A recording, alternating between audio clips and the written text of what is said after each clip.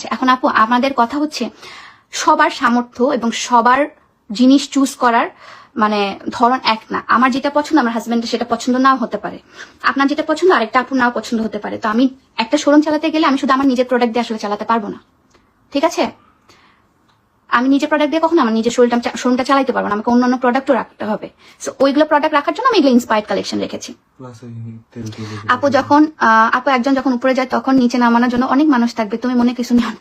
আমি কিছু নেই না, আমি আমার লাইফের একটা এক্সপিরিয়েন্স আপনাদের সাথে শেয়ার করতেছি যে আসলে আমরা ব্যবসায়ীরা, আমি বলি আমরা আসলে বাংলাদেশি ব্যবসায়ীরা আসলে নিরাপদ কোথায়, বা হচ্ছে আমাদের আসলে এত যে মেন্টালি হ্যারাসমেন্ট করে আমাদের, সে তো আমার নাম মানে মেন্টালি হ্যারাসমেন্ট, সে আমার নাম, সে আমার হচ্ছে মান সম্মান যে এইভাবে নিল, আমি এখন কোথায় যাব? তারা তো এসে আমার মান সম্মান একদম ধুয়ে দিল। আপনারা তো বেশ মজা নিচ্ছেন। এবং আমি আজকে অনেক অবাক হয়েছি, মানে আমার আপুরা একটু ভালোবাসে আমাকে, আপুরা আমার সাথে আছে কিছু ভাইয়ারা, এখন তারা তো ভাইয়ার আমি যে পর্যায়ে